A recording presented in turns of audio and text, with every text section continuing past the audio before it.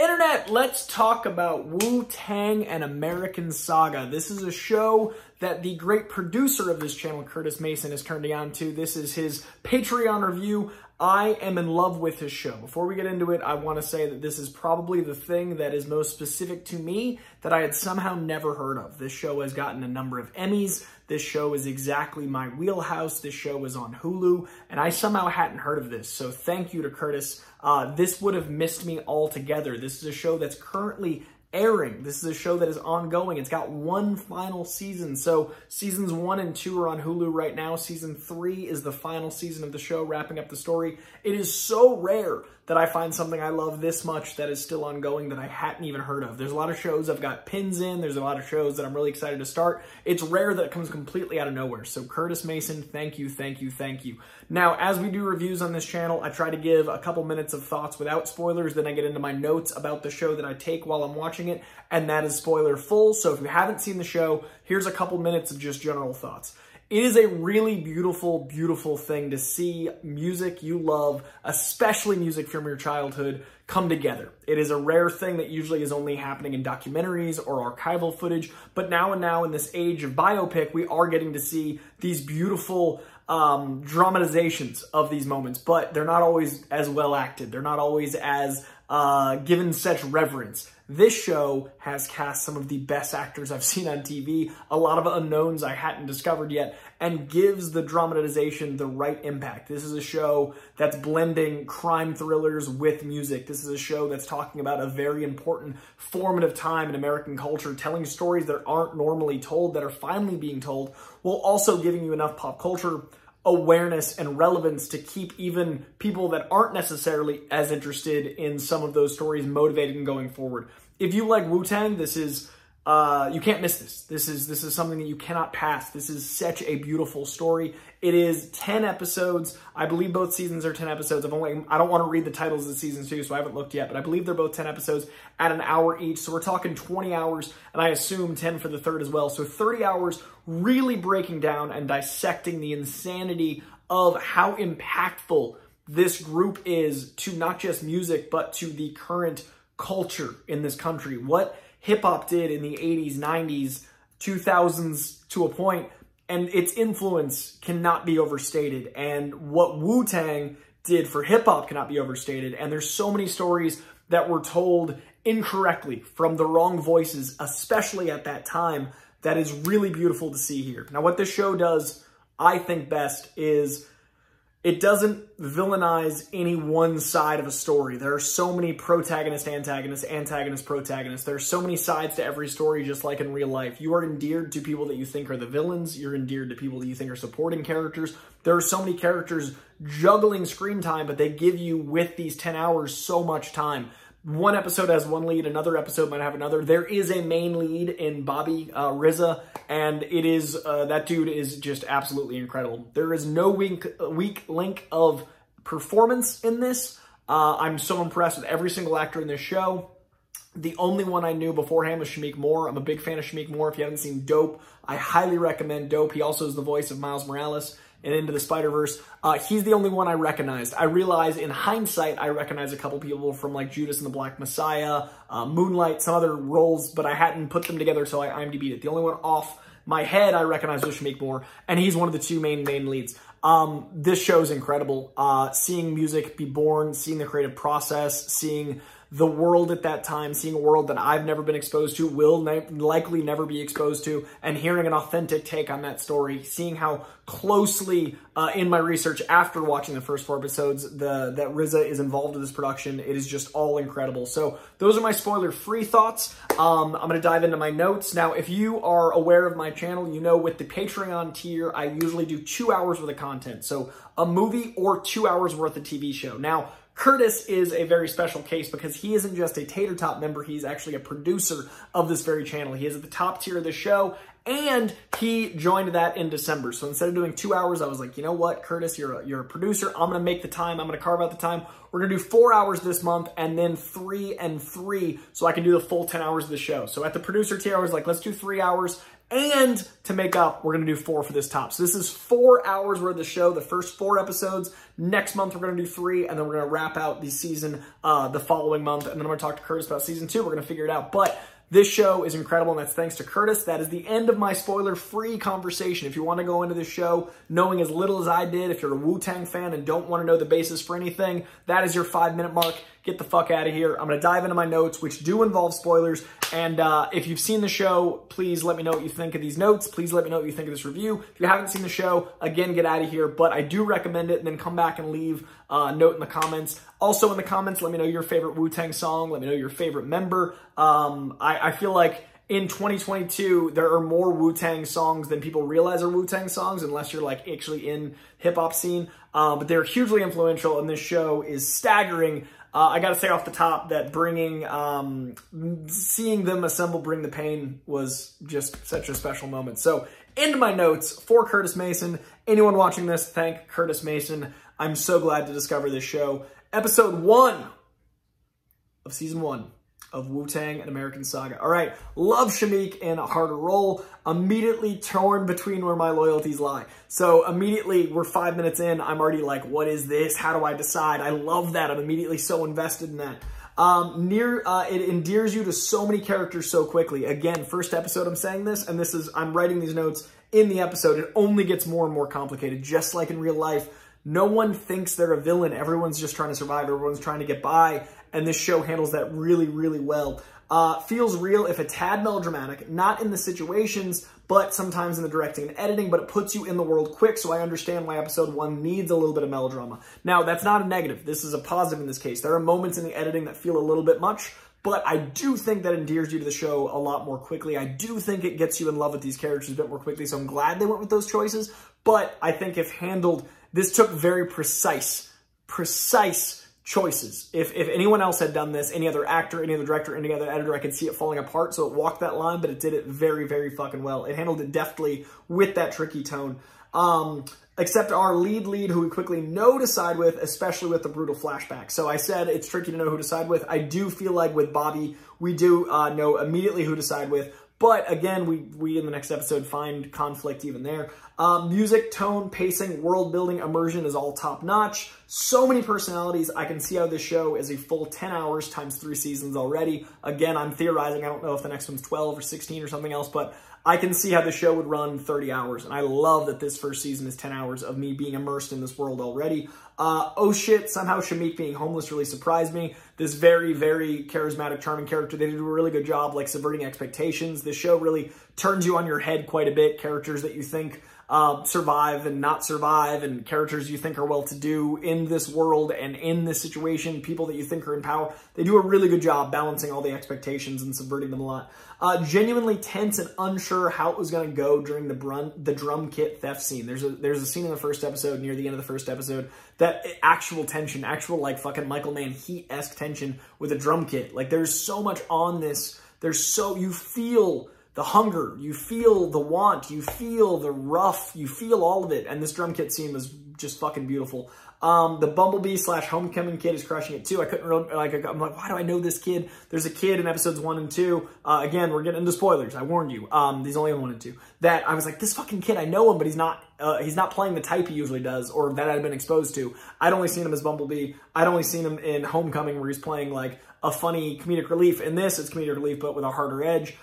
Tense, powerful, fucking into it is how I wrapped up episode 1's notes. I've got a lot more notes for episode 2, so I'm just going to read through them because I don't want this video to be so long no one clicks on it, because I want people to be exposed to this show. So I'm going to try to keep this under 15 so people click on this video, because I want people to find this show. Episode 2, we're not a melting pot. I don't even like my peas mixed with my carrots. It's a nice idea, but it doesn't work. I wrote that quote down. I love that quote. We're not a melting pot. I don't even like my peas mixed with my carrots. It's a nice idea, but it doesn't work. What a fascinating way to look at blending communities, to look at the way streets are designated in certain neighborhoods. There's so much to that message. There's so much to America not being a melting pot. Look at our state lines. Look at the middle of the country, the South, the coast. Look at how we all act so different. And this obviously with more violence, with more...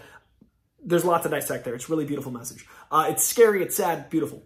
Opening scenes leading to credits, always impressively fraught. The opening before they get to the credits is so impressive. Every fucking episode. I actually wrote that for every episode and had to cut it, but yeah.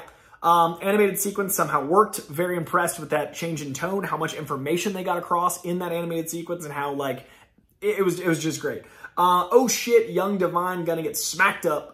Yeah, that whole sequence, just terrifying. I came to bring the pain, hardcore from the pain. Let's go inside my astral plane. Was how I was reintroduced to Wu-Tang and got fully into Wu-Tang way back in the early 2000s. So, there's a band I love called Mindless Self-Indulgence that covered this track, and I heard it at a concert in like 2004. And I immediately needed to find out more about the original artist, realized it was Wu-Tang. I'd only been slightly exposed to Wu-Tang, and then Bring the Pain was my reintroduction / honestly introduction to Wu-Tang. And it was way back in 04, and which they'd already been around for 20 years at that point, and that was almost 20 years ago, which is fucking terrifying. But that being the first track in the show was so personal and so nostalgic for me that it really endeared me, and everyone's gonna have a different experience, but it was my shit.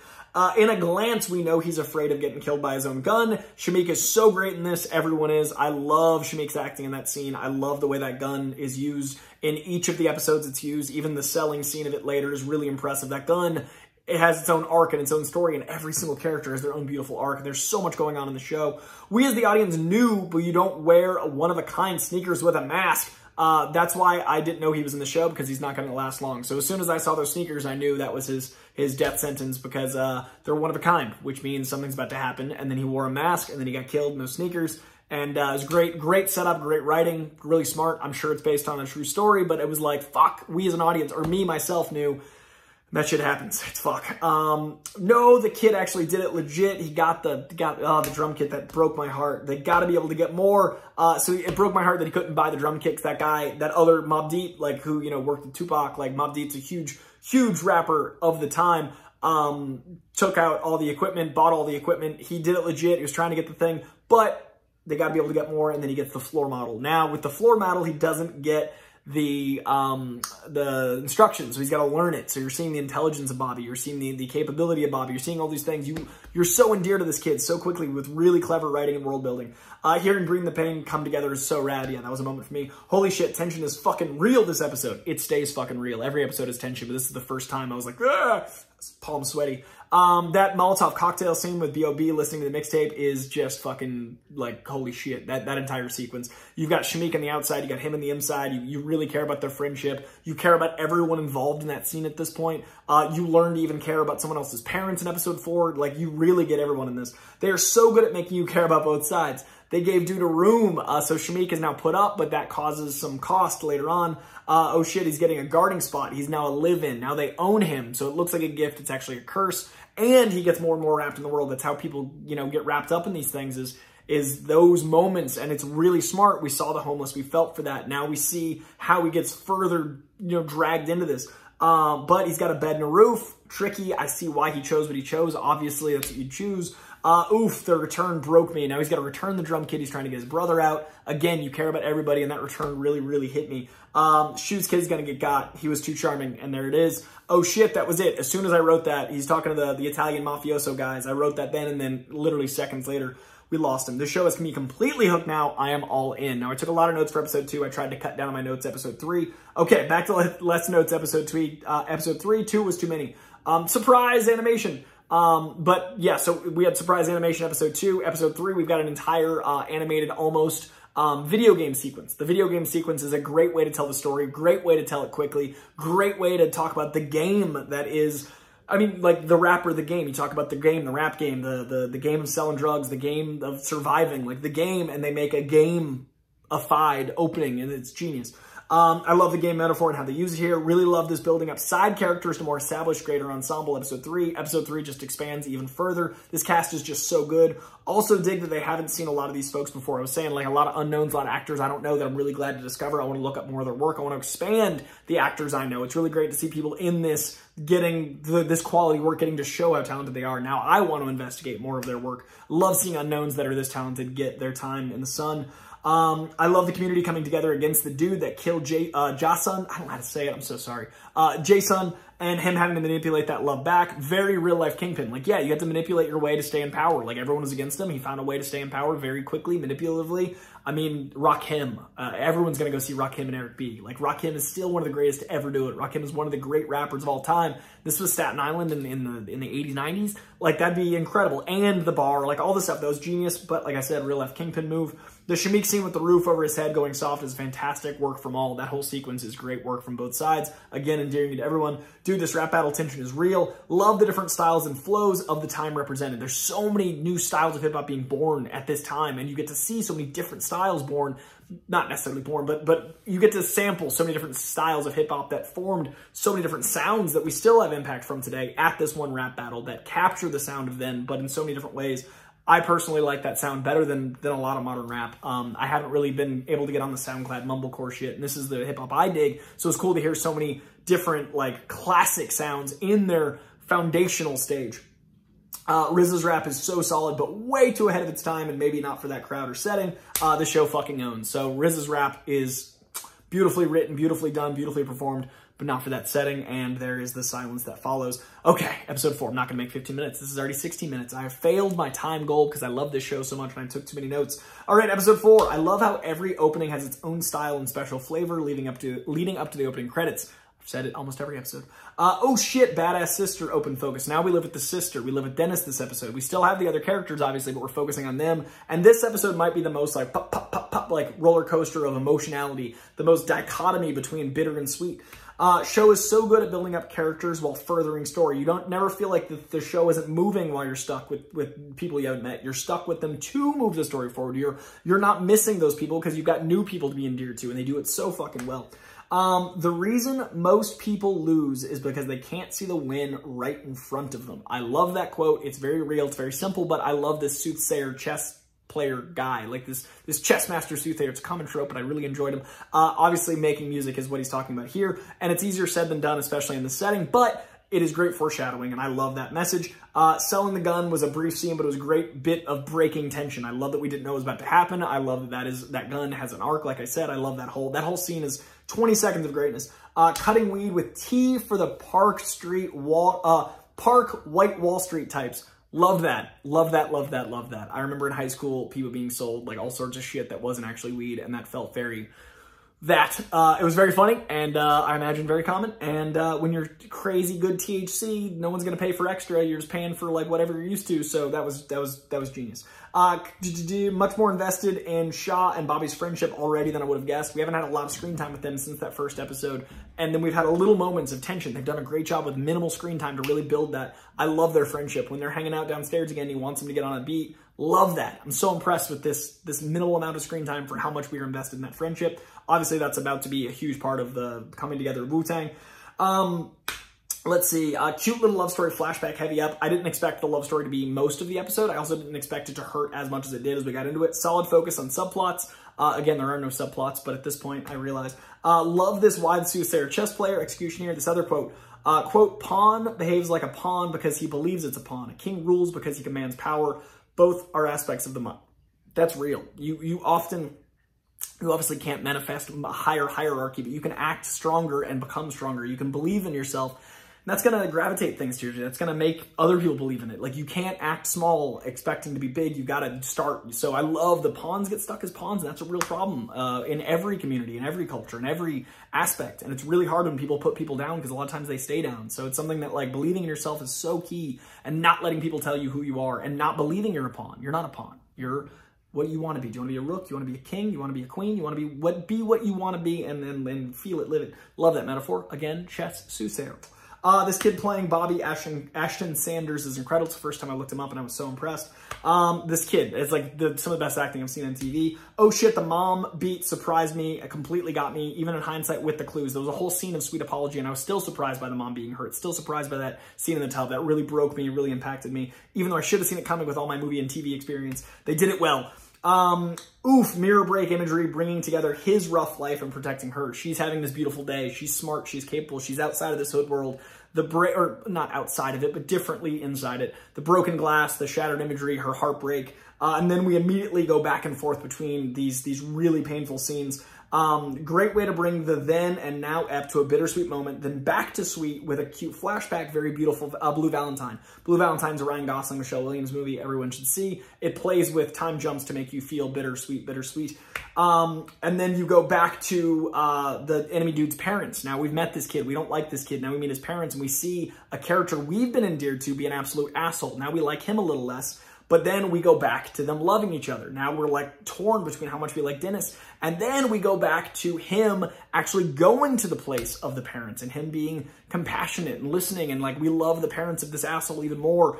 And we feel so much for the sister of Bobby in the sequence. It's insane. So remorse, bitter, sweet, happiness, sad. This back and forth in this episode is insane. Emotional yo-yo episode greatness. Now, again, he's back to the scene of his crime, making us love the parents, and I wrote emotional damage in all caps. Military father backstory for drug dealer number 2. Now we even have a little bit of sympathy for the drug dealer where his father and him butted heads and his father wants to be a good dad, but did it in a way that didn't help. We have so much. We have like 30 leads. Really, we have like 10, but still we have like 10 leads.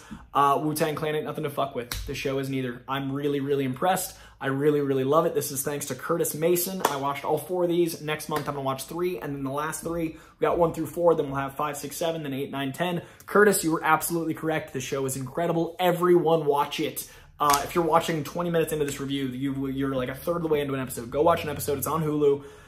It's one of the great shows on right now, and it's about something that means the world to me. So if you like my stuff, you'd probably like it. If you like my stuff, also please like, subscribe, comments, check out my TikTok, check out my Twitter, check out my Instagram. I'm trying to grow everything so I can do more with the studios, so I can make more stuff for you guys, with you guys. Check out my Patreon. We've got tiers from $1 all the way up to producer tier. You want me to review something? Let me know. You want to join the Discord? You want to hear the patron-only pod where I talk about each and everything I've watched and enjoyed that month, literally breaking down every movie and TV show. Plus, you can see it on Rated Comics. If you're here for comics, that's also over there. So check out the Patreon, Koijandro. Check out my YouTube, which you're on, and check out my TikTok. So thank you very much to Curtis Mason. This is how we're here, and all my shows are brought to you by Curtis Mason because he is a producer tier, and I appreciate the fuck out of him. And yeah, next we're going to do My Hero Academia, hopefully at the end of the week or on Monday. Within the week, My Hero Academia is coming at you. So, fuck yeah. Wu-Tang, American Saga. Watch it. It's awesome. I'm going to go listen to some fucking music because I'm in that vibe now. I just finished episode 4 and I got some. Yeah. All right. Love you guys. Be good.